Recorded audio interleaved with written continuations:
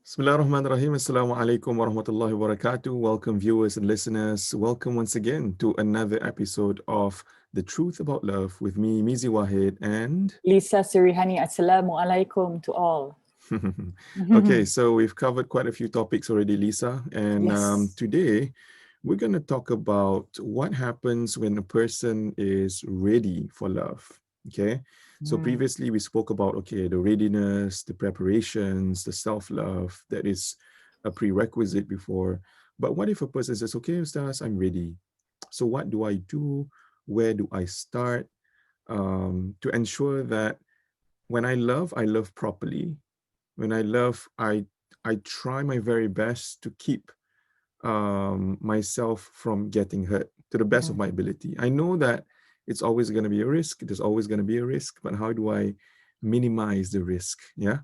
So, Lisa, I think the very first question I want to ask you is really about niyat and intentions.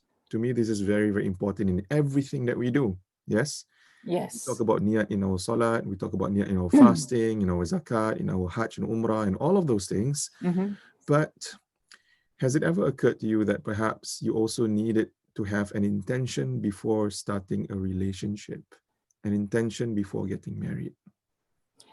I didn't really have much thought of niyat when it came to relationships, but I had more of a thought of niyat when it came to marriage. The common questions that I would get at that time was, kenapa nak kahwin? Yes. Yes. You know, and then You got married at 25, is it? 26? 26. 26.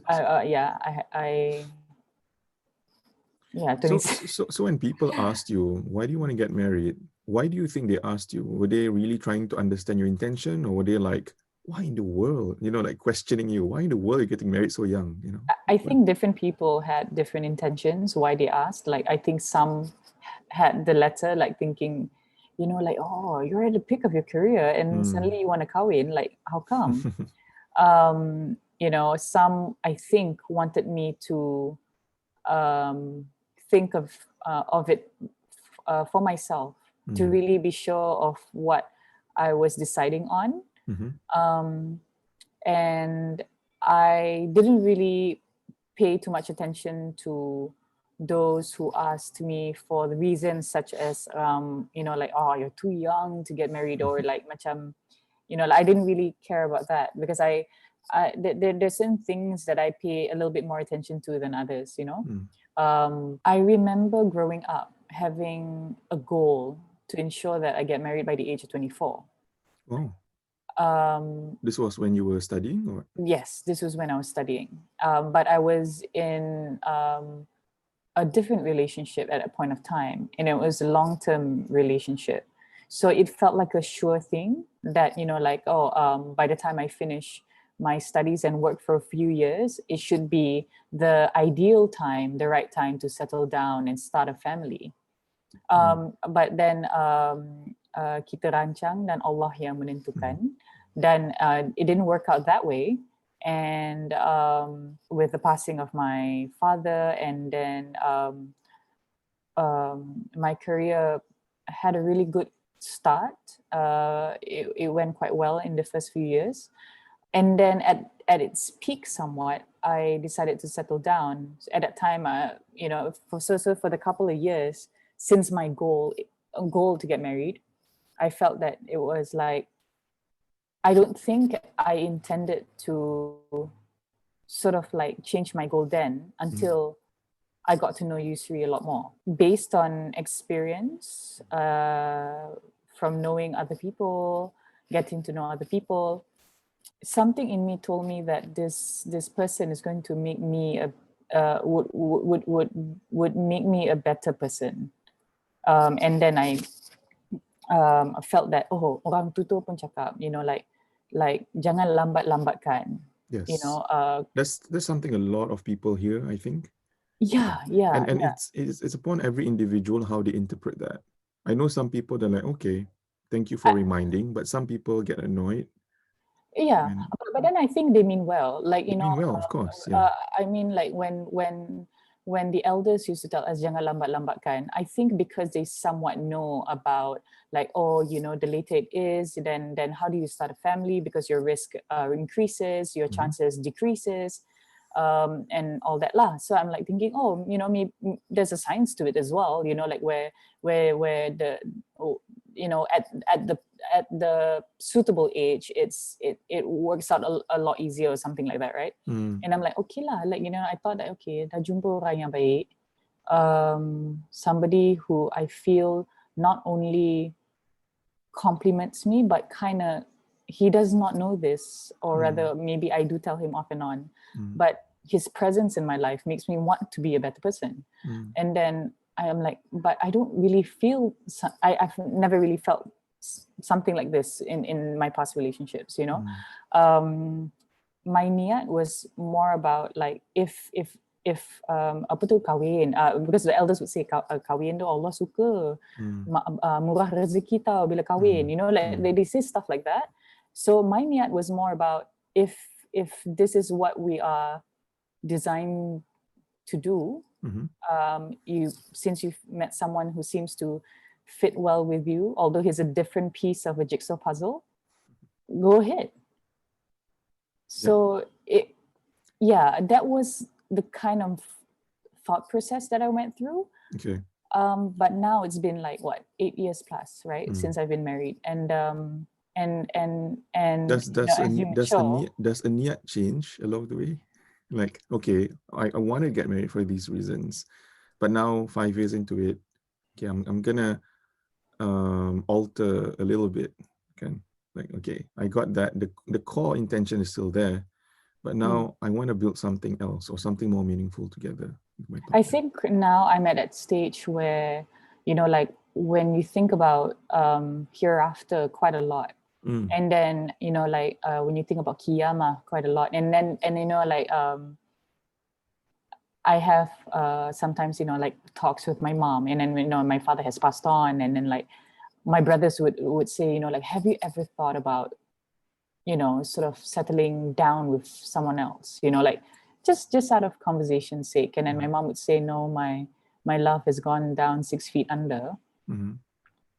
And then like they say, but I don't know about this, maybe you can clarify this, Ustaz, like they say that you can meet the one that you were in love with, your jodoh on earth in Jannah. Yes, you can. There's a verse in the Quran that talks about this, about reuniting with your family members together. So even you can reunite with your late father, inshallah, Yes, which is what I dua for, inshallah. like to be able to reunite with him. And then like and then like because mom says it like that also, like, so now my niyat, now my what I've been praying for is so that we could all go to Jannah together, and strive to be human beings that Allah is pleased with on earth, and so if you maybe like in that sense, like the niyat from the beginning sort of like has now advanced to like a different like so thing. It's perfectly fine, in my opinion, for us to make alterations, and the alterations is for the better. We get better and better, we get closer to God as we age. We have a better sense of perspective of this life in this dunya that is temporary, and ultimately we're building something that is so much more lasting in the akhirah. And so when I wanted to get married, my intention was really to start a family, and that's cliche, but at the core of it, I know that's also what our Prophet Sallallahu Alaihi Wasallam wanted. Prophet Sallallahu Alaihi Wasallam said, "An nikahu sunnati, marriage is my practice. Faman raghiba an sunnati, and whoever dislikes this practice of mine, falaysa minni, then he is not from amongst me." Which is very strong, that statement. If you dislike the idea, the concept of marriage, then you're not with me. It's different with people who... So it's sunnah also to continue a lineage, like to extend your lineage. Because there's another hadith where he says he's proud of his ummah because inni mukathirun bikumul umam yawm al-qiyamah. He says, I have the greatest ummah on the day of judgment, greatest in terms of numbers, in terms of Mashallah. quantity. It's incomparable to previous generations of ummahs. Mine is the greatest, and you make me proud. So make me proud even more by marrying and starting a family and so on and so forth. But of course, it's different. I just wanted to say that when sometimes people hear, oh, whoever dislikes marriage, then he is not from amongst me, it only applies to those who just completely disagree with the concept, don't want to think about it, not interested to work on it or to pursue it. But for those who have tried, for those who have a desire, but they've not yet settled down, or they've not found someone who's right for them, Right. then they're not in this category that the Prophet ﷺ mentioned. So you don't Yeah, have to yeah. worry. Yeah. So People are what like, you mean is that for maybe perhaps for those who completely disagrees with the notion or the sanctity of marriage, yeah, a marriage institution as a concept, like right, some as a people like, concept. no. And this could be sometimes because, Lisa, they're just so jaded when they listen to many stories of friends whose marriages have fallen apart, Yeah, yeah. and it's a complete mess. And sometimes, it gets ugly, the divorce and custody and stuff like that. Right, But right, but I right. think we also need to be fair and look at the marriages that have worked, be fair and look and analyze when they don't work, what are the reasons? Because Right. not all of the reasons are bad reasons. Sometimes it is actually good that Mhm. they are separated. Mm. And this is not for anyone else to judge except for them. They know themselves, the Right. husband and the wife, they know that, okay, we've tried, it doesn't work. So I think we're going our separate ways. And it's amicable, it's peaceful, Right. it's mutual. So Mm. when you look at marriage, the intention is, I want to follow the sunnah of the Prophet ﷺ. Marriage is my tradition, he said, right? But Okay. also because this is something that is established, prescribed in our religion. So Allah subhanahu wa ta'ala talks about this in the Quran too. Mm. So we want to do it for the sake of Allah. That should be like at the very core of your The deen. very core. And All then right. everything else, like, okay, I want to have a family. I want to, build a beautiful home together. I want to raise children. I want to spend quality time with my spouse. I want to travel with her, with him. Mm. All of these things are all blessed things, still, right? You want to do all these things that Allah would bless and Allah would reward. If say like it's for someone like me, like I've been married for like 8 years plus now, and at that point of time when I was getting married, I was not, like, I was not at where I am today with Mhm, regards to religion, mhm, and like, would it be possible, although I've been like what 8 years plus into the marriage, like mhm, would it be all right for me to renew my niyat that way, like sort of like I'm now in a marriage already, mhm. but then like I would like to renew that I'm now in this marriage karana Allah Ta'ala. Like, Yes. am I able to do that? Like, Yes, it's perfectly fine. I mean, there's this concept called tajdidun niyyah, which is the renewal of intentions. You know how in the Western world, sometimes they do this renewing of vows thing, like maybe 10 years right, after yes. marriage. Yeah, I've Like heard that we can before. renew our intentions, and that's perfectly fine. You can tell ourselves, we can talk to our partner, we can sit down. Okay, let's look ahead now. We are this far into our marriage. Now, what about the next 8 years, the next 10 years, the next 5 years? Right. Where do we see ourselves? And in Mm. order to get there, our new vision, for example, what do we need to Mm. do? What do we need to do today and every day for the next 5 years or 10 years to Mm. ensure that we will actually eventually get to that destination? Mm. Mm. Wow. Oh, that's motivation for me. Thank you so much. Mm, Because like it sets a very nice new beginning, like where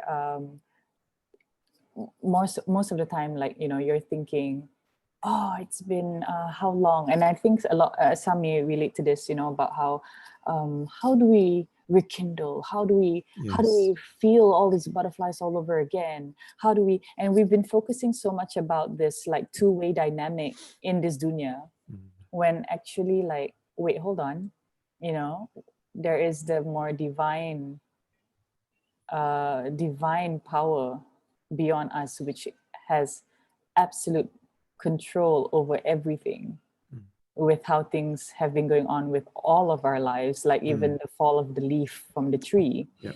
And like, I think it helps me now to set my goals now and my focus and my focus and my outlook.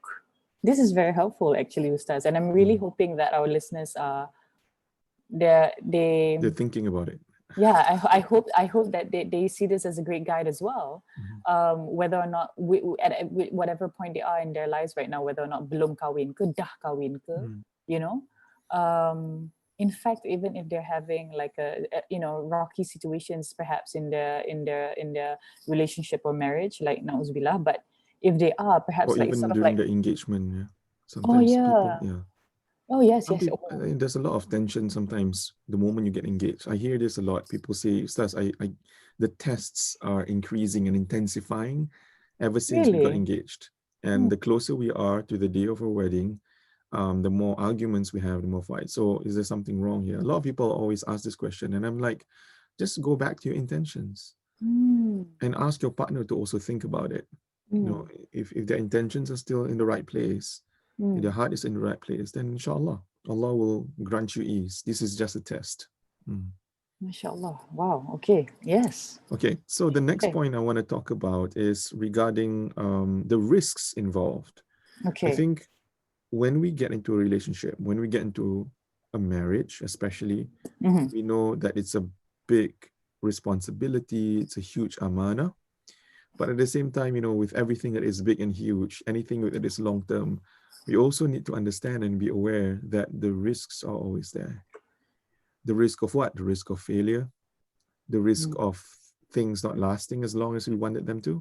Mm. Um, and as much as, I just want people to be aware, Lisa, that there are risks. I don't want them to focus too much on the It's possibility of, fine and dandy all the way through. yes, that's really Yeah. it. That's really it. Mm. When I see couples that are madly in love with each other and I'm Mm. about to solemnize them and I meet them, nowadays we have to meet them, right? I told you. So I have to meet them and they're so loving. They're constantly praising each other. Oh, I love Oh, this about him. I love this about her. You know. MashaAllah. Oh. And sometimes However, I however, have to like give them you know, reality check. reality check. And I'm like, okay, this is good. And I hope this continues. And I hope this is healthy. You guys communicating with each other really, really well. Mm. Very promising. Mm. But please know that there will be days when you come back home and you're completely exhausted. And the last thing you want is to actually have a 1 hour long conversation with your spouse. And all you want to do is to just chill Sleep. for a moment. Yeah, sleep, or you Mm. want to wash Rest. up, or you want to have dinner, you want to watch a show just to wind down, you want to read something. Mm. Like, Mm. you need to understand that and don't get offended when suddenly that happens and then you're like, oh, my husband changed. My wife's true colors is showing, it's not really that. Mm. Sometimes it's We have just our updates. We have our updates down and days. exactly. And just being aware that yes, there is the risk of things not going well. That should actually motivate us to want to be at our very best every single day, to the Mm. best of our abilities too. Okay. Mm. Mm. Mm. To not be overly complacent, I guess that's another thing. Mm. So when you set your intentions, you want the best, correct? You Mm. want to please Allah. You want to be happy in this dunya and in the hereafter. That's Mm. perfectly fine as your Mm. core intentions. But also be Right. aware that there's always a possibility of problems happening. There are going to be fights. There are going to be moments that you don't really want to talk to your partner. But I hope it won't be very long. Yeah. Um, any relationship that we get into, Lisa, there's always a 50-50 chance of success. It's like the 50-50. Wow. it's like that analogy of, is the glass half full or half empty? Mm. Mm. So I could have said there's always a 50-50 chance of failure, Mm. but I said there's always a 50-50 chance of Of success. success.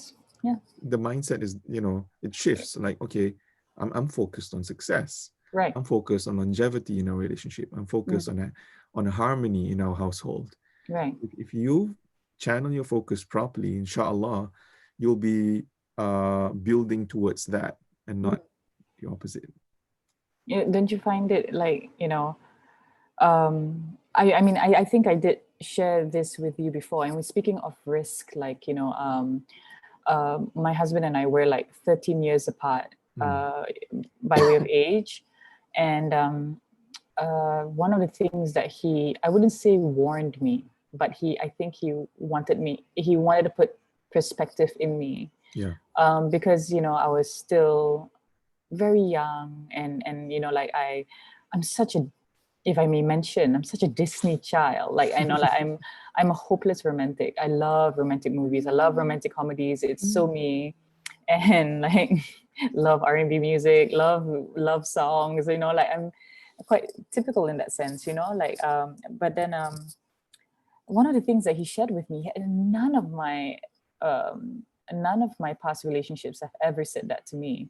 Where he said to me, when from now on, like right after we nikah, and I'm not saying that it's a downward spiral from then. I'm not Mm. saying that, but don't freak out if you fall out of love.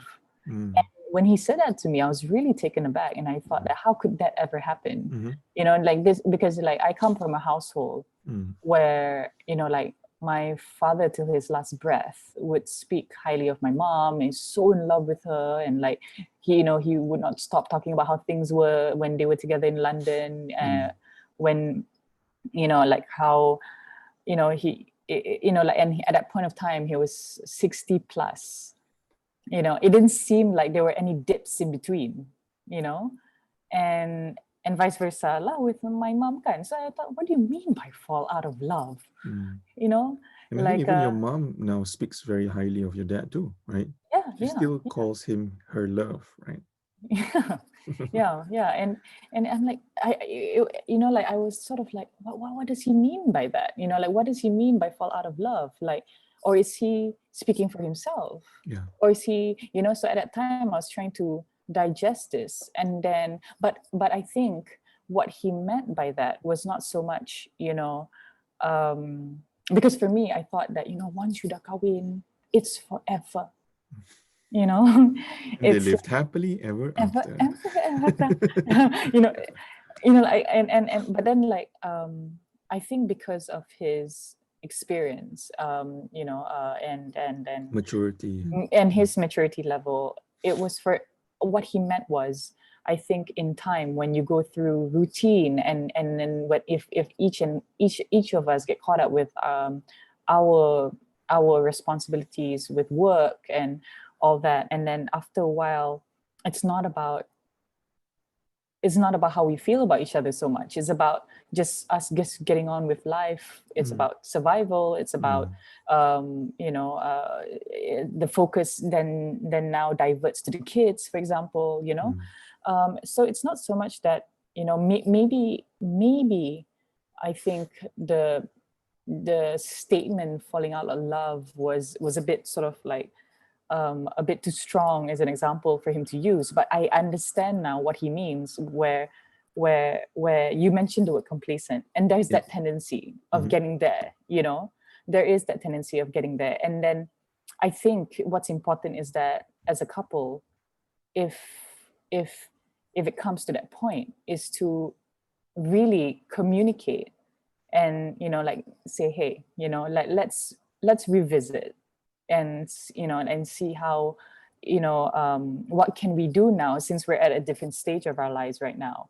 Like obviously, you know we I think like the exact same feeling that you would feel at the very beginning of your relationship is Yeah. something that you can reminisce, but whether or not you can actually really, really, really, really, really, really feel that exact same kind of butterfly flutter, I don't know whether it's actually possible. But you can Mm. sort of like maybe make new kinds of Yeah. It's vaccinations. I always don't about know. recreating the moments, recreating the Recreating, I think. moments. Yeah. But also understanding that it will not be exactly the same. It will not be exactly the same. Yeah. Right. Having that realistic mindset, and just cherish every new moment, because every Mm. day is a blessing. Every day is a blessing. Every day is another opportunity. So just cherish those moments, I guess. Yeah. Right. So I think like when it comes to like managing this kind of risk is knowing how to manage these kind of changes that potentially can happen in our lives, Mm, in our mm. in our relationships or in our True. marriages. And I think I'm very, very blessed and very, very grateful where the issue of trust and all that is not really much of an issue that we dwell into, but then we have this tendency where we get really we get really caught up with our work. Yeah, we do. Be it me or you three or whatever, or sometimes I'm really focusing on the kids, and like, and I'm not really checking on him, how he's doing and stuff, like it's not so much, and like I'm not talking about preparing the stuff for him. I'm talking about just really connecting internally, because life happens, Lisa. Life happens. Right. And it's unavoidable. It's unavoidable. We all have responsibilities, and almost every household now is a dual income household where both parties work in responsibilities, and taking care of the kids is a big, huge responsibility in itself that requires almost a full-time thing, attention to be given. So to me, those are common issues that will be faced by almost every couple who, as I described earlier, both are working, they have kids, they have many goals in life, Elisa.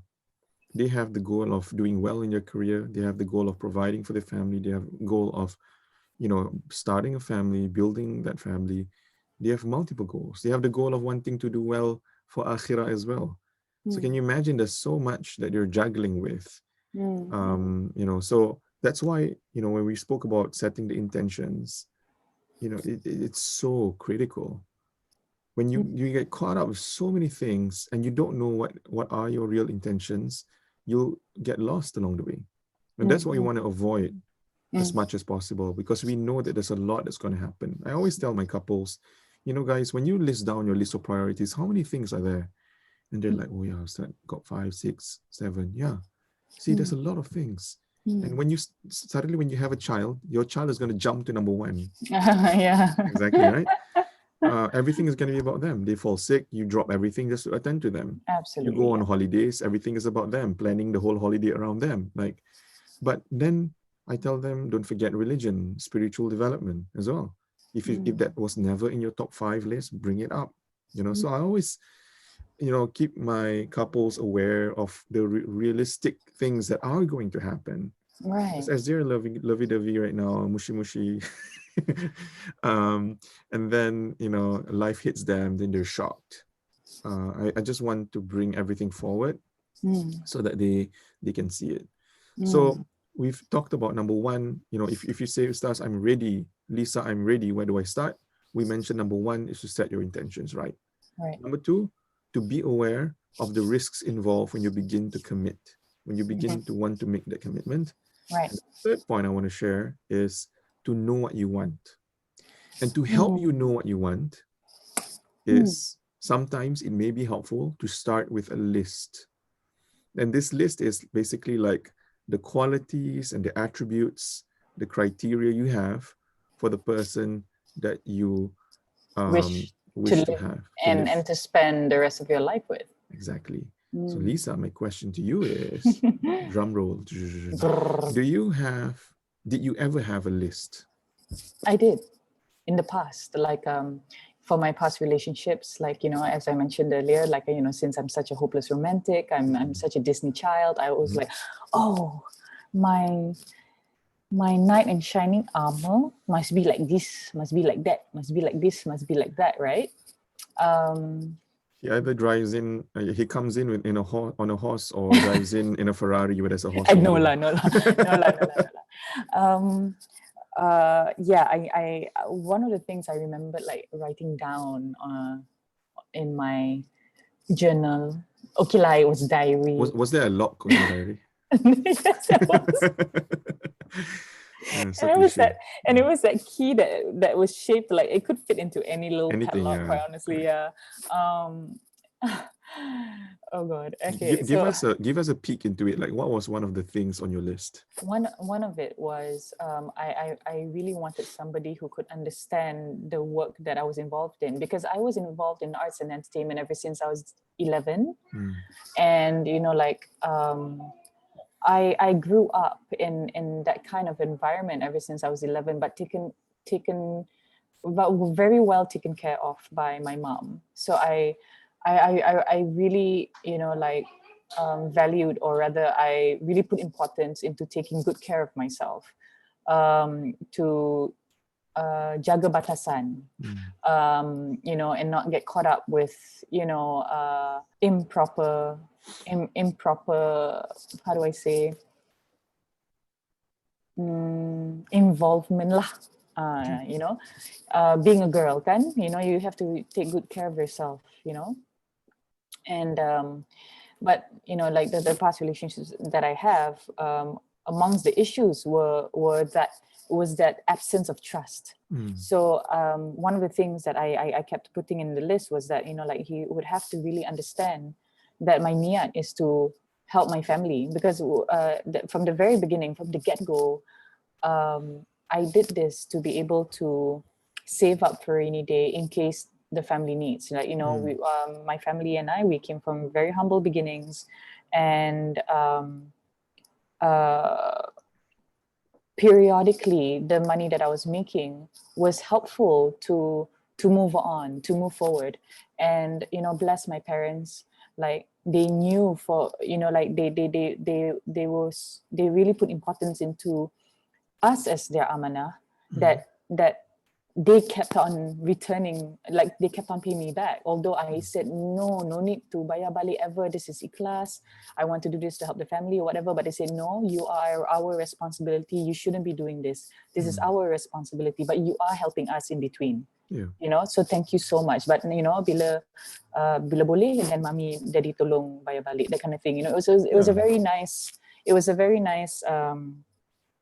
they, as much as how as a child I felt that, you know, like, you know, as ikhlas, or rather, or as, no matter how I wanted to help the family, but they also taught me that when we become parents nanti, how important it is to understand what your responsibilities are as a parent for your child. You know, and they taught me that, they instilled that in me. And quite honestly, like when I think about it again, it's just like, mashallah, beautiful. But anyway, so one of the things in the list was that I needed somebody to really understand why I was doing this. Like, you know, for some reason there was a rizki for me there.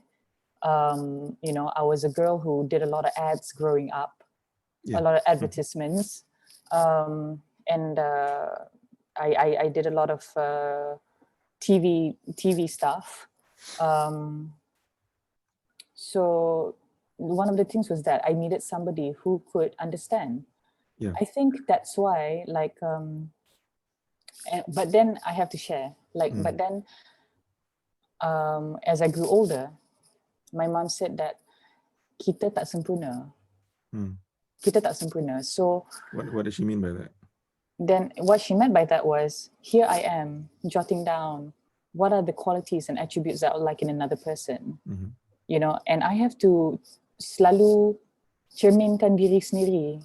Kalau, you know, like she says to me that bukannya nak, you know, it's not so much like, it's not so much that we should not feel that we are worthy or proud of ourselves, but there must be that sense of humility in us, that we must understand that we are not perfect, that we have flaws that we may not realize or realize.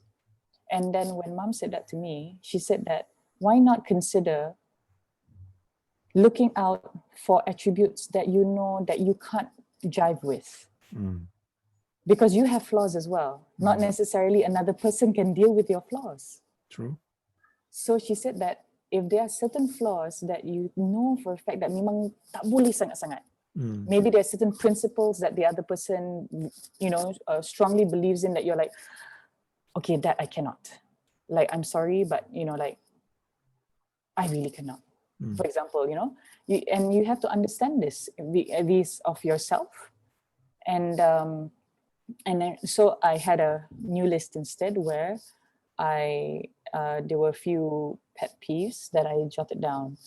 One of it being, it was religion related. Okay. Where it was important to me that he believes in Islam. He believes that Allah is the only deity.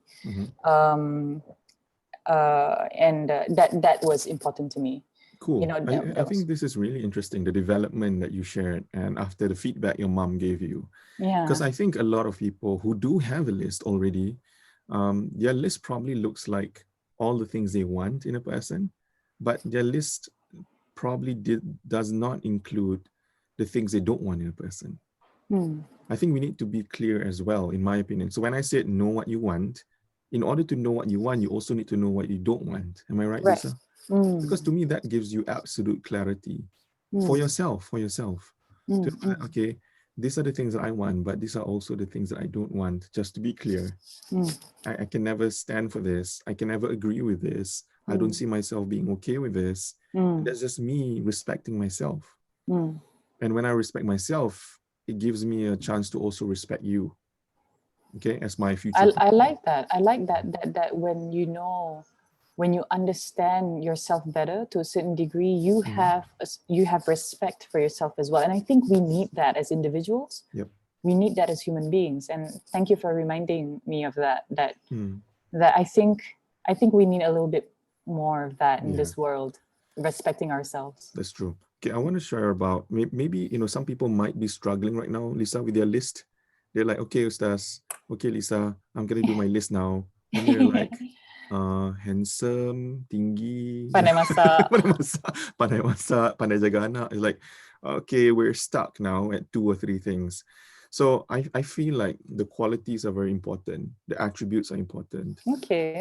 Character, akhlaq is very important. Okay, Oh yeah. the one of the most common things, Lisa, that I always get from people, they message me. Sometimes it's the guy, sometimes it's the girl. They're Okay. like, Ustaz, we had a huge fight last night, and in the midst of anger, my husband said he divorces me.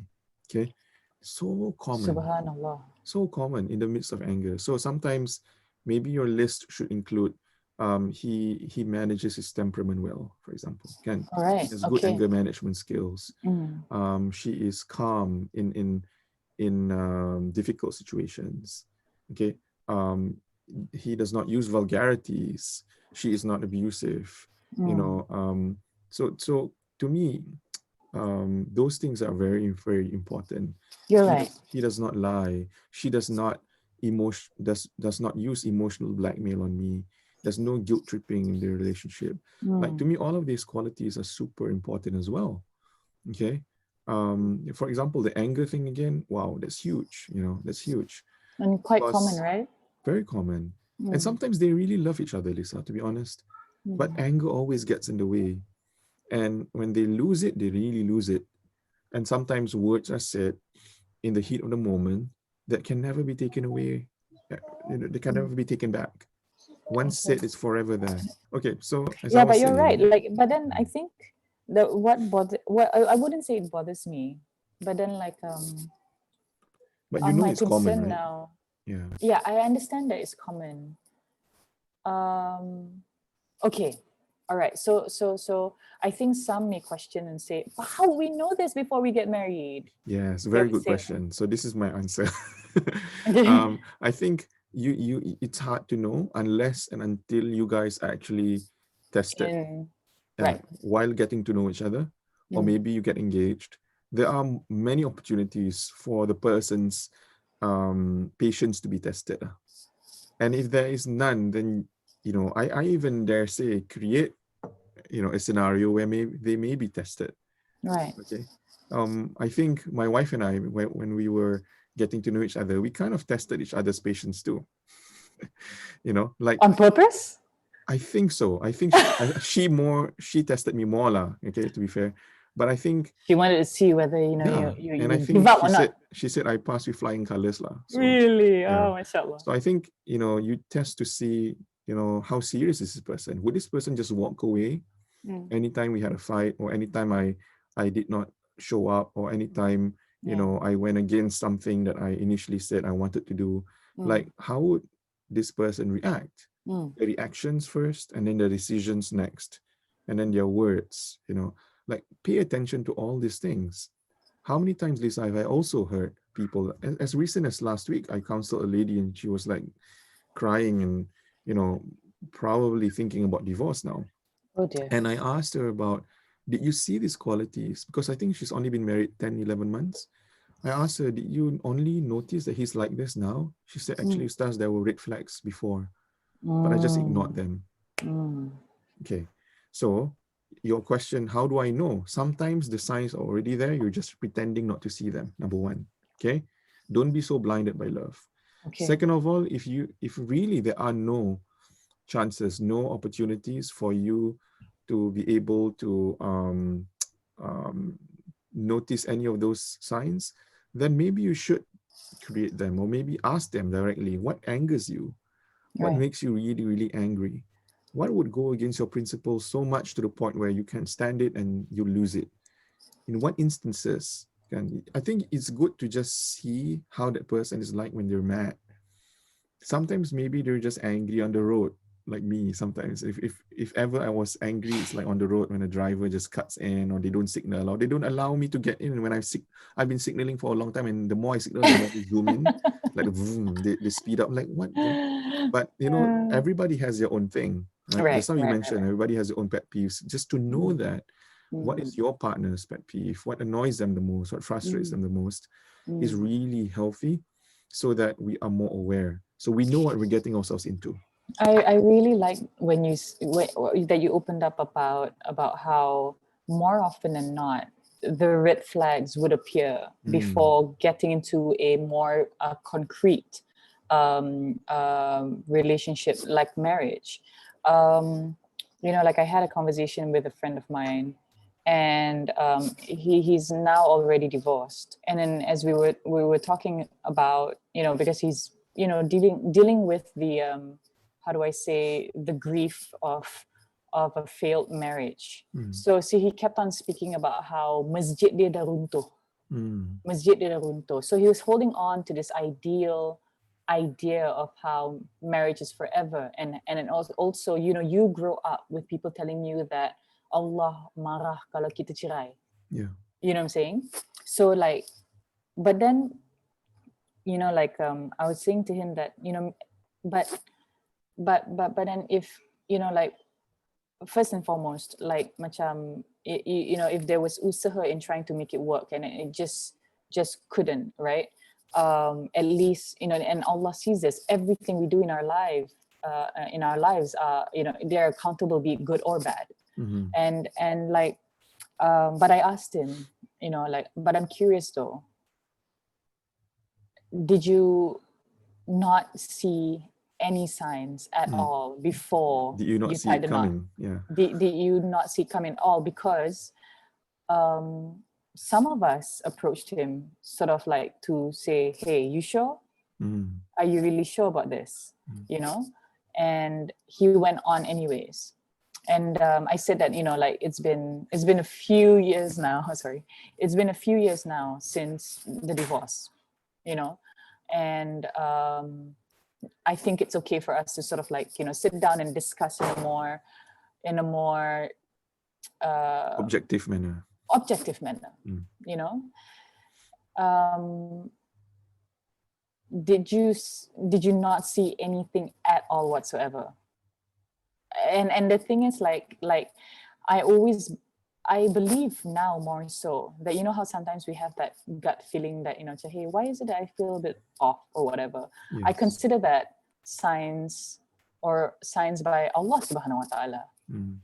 We say that, oh, it's in your gut feeling, it's in your gut, but it's actually cara Allah nak bantu sebenarnya. Mm-hmm. How loud it is dependent on what action we take after, right? It's true.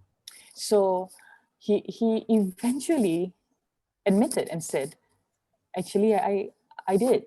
And then I said, I'm curious, what made you go on? Mm. What made you continue on? And then I think for him, he said, I was tired of dating. Mm. So he felt that, I was already in this relationship. And to me, I thought, maybe I'll be able to Yeah, change sometimes it or to sometimes make it work. people, they stay even though they see the red flags, Mm. because it's convenient. I'm already with this person. We've invested Mm. so much in each other's lives. Right, Let's just proceed to the next stage, the next phase. right, right. Sometimes, Lisa, also maybe in the case of your friend, he genuinely just wanted to make it work. or he Yeah. was really optimistic. He just felt like, okay, lah, now things don't look great, but I think if I work really, really hard on it, if Can I keep cope. praying for it, yeah, Yeah. it will just work. So Work out. it's Right. not that they're so ignorant or they're so foolish. It's not always Mm. the case. Right. Sometimes they're just very sincere in wanting to make things work. Yeah. But there comes to a point where, okay, it seems like I'm the only one trying to make things work, for Mm. example. Yeah. Mm. I think it's very important that you raise this point Mm. with regards to knowing what we want and knowing what we don't want. And I think we're kind of enunciating this particular part of of your statement more, which is knowing what you don't want, and knowing that we're all human, and sometimes we think that maybe by way or by chance or by sheer miracle we're able to make things work, but then like despite it all, even if you've already entered the marriage, the red flags were there before you tied the knot, and then it proved itself right after you got married, and then you're thinking, like, oh, like, am I a failure if this fails? You know, Revisiting back about knowing what you want and what you don't want is going to help you decide in a way what is in, what what needs to be done for your Mhm. life. For Mhm. example, like, okay, you mentioned points like this. Okay, what I really don't want in a relationship is for Mhm. my partner to be um abusive. I really don't want him to be abusive. I Correct. don't I want him to be able to manage his anger Mm. well. Mhm. um I don't want him to always make me. I don't want him to uh, emotional black me and stuff like that, right? But then, if say for instance, situations like that happen after the marriage, and then despite trying to see if things could work, you've usaha, and it still can't work, and it does end up like in a separation or in a divorce. Quite honestly, I feel that I hope that you don't beat yourself up about it because of that, Yes, because you tried because your best.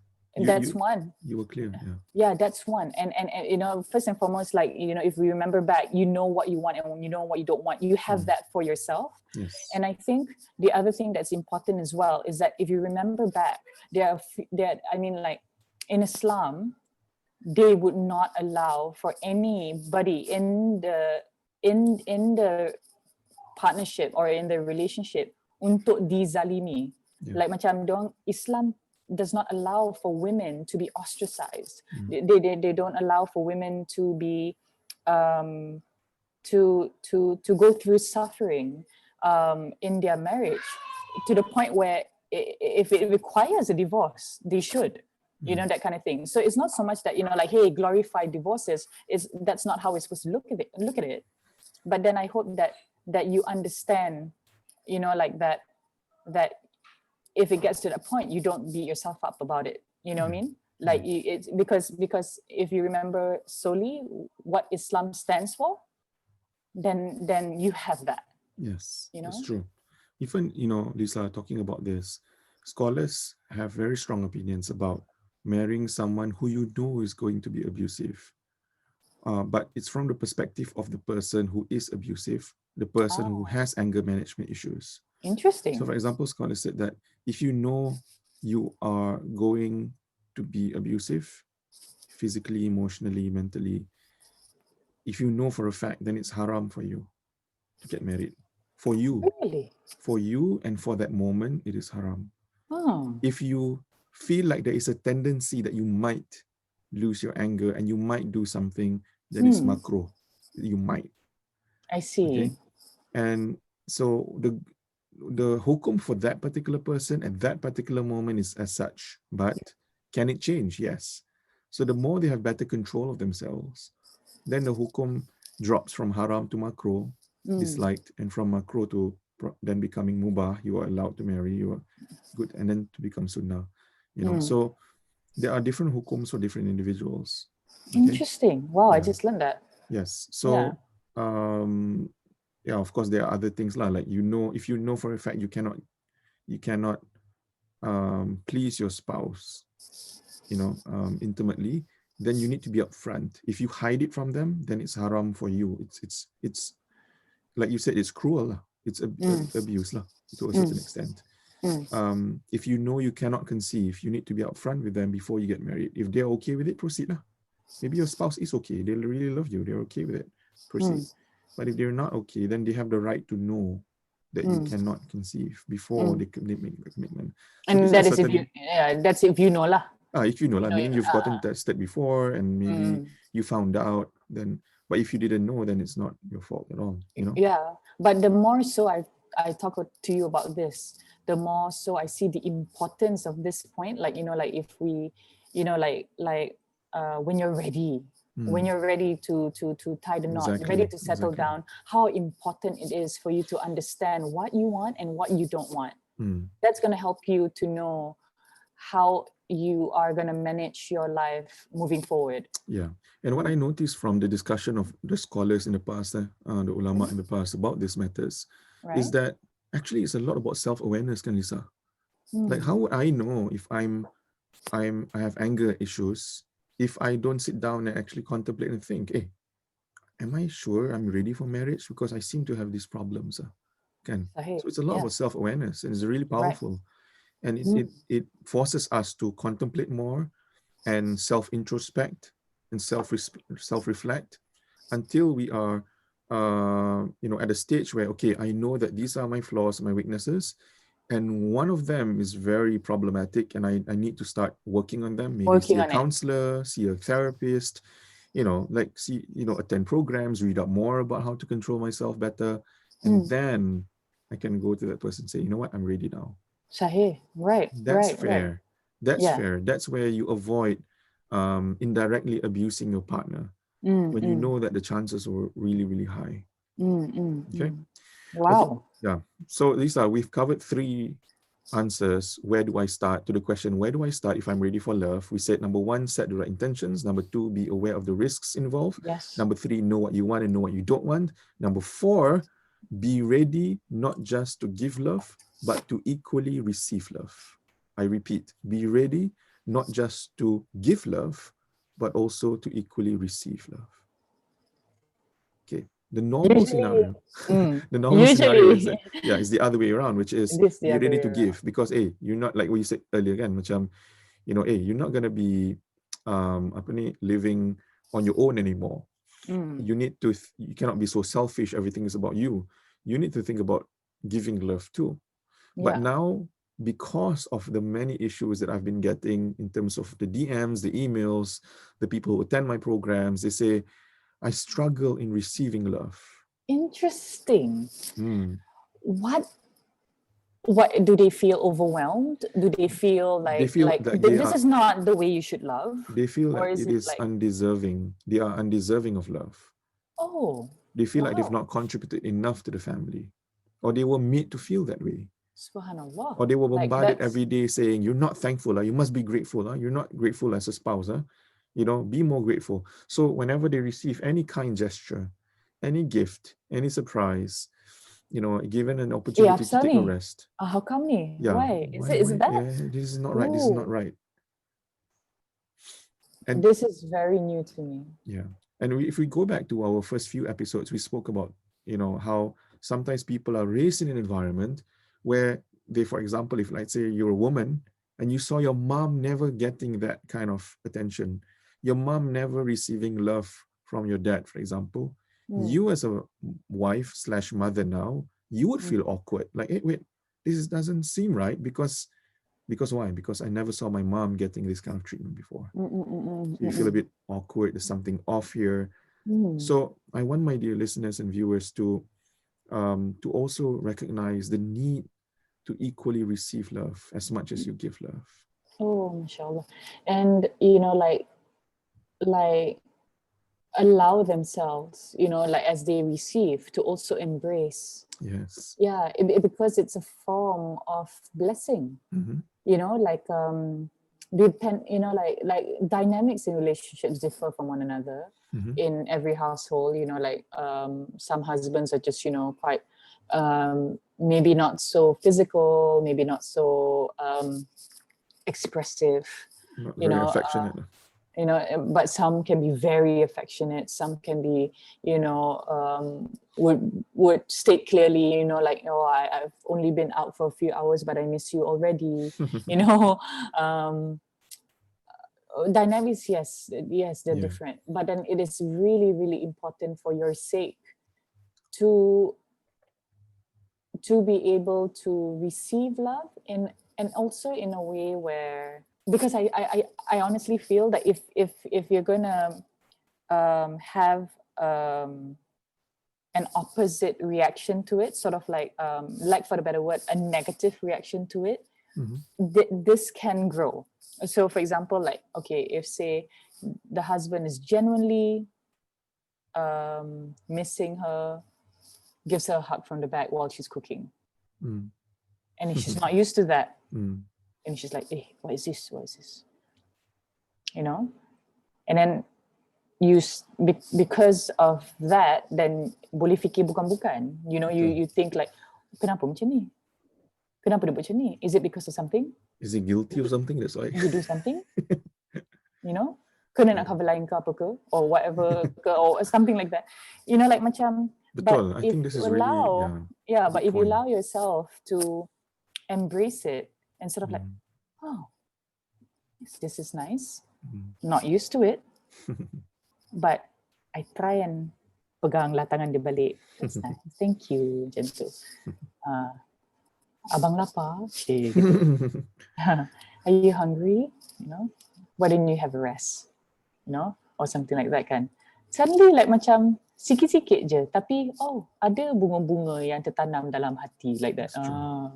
You know, but then yeah, like I never realized how almost common this is now since you're sharing this with me, because they've been DMing you and sharing with you that, you know, like the issue is not about giving love for me, because I know how I'm Sometimes wired. they give too much also. If there is such a thing, they give too much and they don't receive because they don't know how to.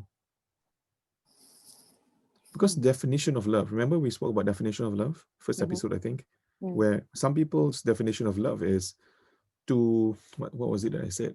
Give without expectation. To give, to put others' needs ahead of yours. Yes. Oh yes, to that's put yours. other people's needs ahead of yours. So Yes. that they always think about others and they think about themselves last. And when somebody eventually wants to put them at a higher position, then they're like, They go like, whoa, this is off balance for me now. Yeah. You know, I'm not used to being on a pedestal. I do that. That's my job. Putting other people up. Yeah. Yeah. Right. Yeah. Yes. And I kind of understand that perspective. And I think it's, you know, it's about us maybe perhaps sharing with them to open up to the idea that there are times that people want to do that for you, and it's nice to receive. You know, like my husband, for example, he does not like to be the attention during his birthdays. Oh, okay. He gets so overwhelmed, like, you know, when he's more introverted, right? Am I right to say that? Yes. So I'm also an introvert, and I don't like that kind of attention too sometimes. So you understand that? I understand totally. So how do you feel when like your wife or the kids do something? My wife understands, so she doesn't do that to me. But, oh my God, she's so nice. Yeah, but it has happened with my team, with my volunteers. There were times when like I'm just doing my normal event with like hundreds of people at my event, like 500 people, and then suddenly before we end the event, the MC says the team would like to surprise Mizi's birthday, happy birthday on stage. You know? Oh, you want to crawl into a hole, don't you? You want to be an ostrich. You know, it's sweet lah. You know, it's sweet of them to do that, and I really appreciate it. But for me, you know, my preference is like hush hush. You know, I enjoy it a lot more when it's private. It doesn't mean I enjoy it less because I don't get the attention. So I totally understand where Yusri is coming from. Yeah. So in the first few years, it was always like bigger of a bash in his context. I mean, for me, I thought that was simple enough, but for him, it's like, oh my God, this is like too much. And then the last birthday, there was nothing much. The most that I did was to cook him steak. And his favorite cake of all cakes is cheesecake. And was he happy? He was very happy. See, yeah, keep it simple and yeah. All right, okay. I thought I just thought, but anyways, but he was really, really happy. He said that, like macam ni, I suka macam ni, dia kata, like tak payah nak panggil orang ke, nak datang ke apa ke, tak. I just, at the end of the day, I just want to be with my loved ones. And then you brought the cake that I love, which is cheesecake. That's my favorite cake. And then dah lama tak makan steak, and then you knew that, and I like steak, and then you made steak. I appreciate it. And for the first time ever, he took a picture of the steak. I mean, it's the picture of the steak, but then for him, it's a huge effort for him to take out his phone to take a picture of whatever. Really. Like and you have I have a question. How did that make you feel? Because you prepared it for him. Did you feel loved or appreciated? I felt relieved first because macam phew, because otherwise it's like macam it's too much, it's too much, and then I'll be like, alamak, here you are wanting him to feel happy, tapi lalas macam dia, backfired. Somewhat backfired, right? Like, and then I felt like I failed at understanding him as a person, so when he actually like took out the phone, dia kata, nak ambil gambar ni, and I was like, you nak ambil gambar? And I was like, wow. In my heart, I was like, really? Wow, that's amazing. And he did, and which I thought was very, very out of the ordinary for him, so alhamdulillah. But then I guess, okay, now since we're here, right? And here we are talking about how, hey, for those of you who have trouble receiving, embrace it when it happens, right? But I suppose for those who are giving also, we also have to take that same amount of effort in understanding our partners, depending on the degree of receiving that they're used to, or the degree of receiving that they can accept. I think your wife nailed it, because she, knowing fully well that you're happy with just being with your kids at home, even if it's just cooking your a simple quiet dinner, cooking your little stuff on the skewers, frying them, and then just snacking on them with the kids. And then even if they take some effort in doing a little birthday card for you, to you that means the world, right? And which I understand that they're getting a bit more involved in that, you're being more handsy and crafty and stuff, which is kind of cute. But she nailed at understanding the level of receiving that you can receive. And I think then it is still that work in progress that both in the relationship would have to work on, is understanding the level of receiving that they can take. And I think the key to that is communication. To tell your partner, you know what, this is too much for me. I like this just nice, just the way it is. Your partner will never know what's perfect, what's right for you, unless you tell them. So sometimes, we need to stop making our partners guess and just let them know. We're not mind readers. Yes, exactly.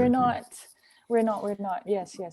Okay, guys. So I think this has been a really good episode. I hope you've enjoyed fantastic. it. Yeah, Lisa. I learned so much. Thank you so much. And I've learned also from you. So thank you so much, guys. I hope you benefited from today's episode, and we look forward to the next one, where we are going to continue from this partner. So for those looking for love, for those searching for love, for those who want to get started, you won't want to miss the next episode.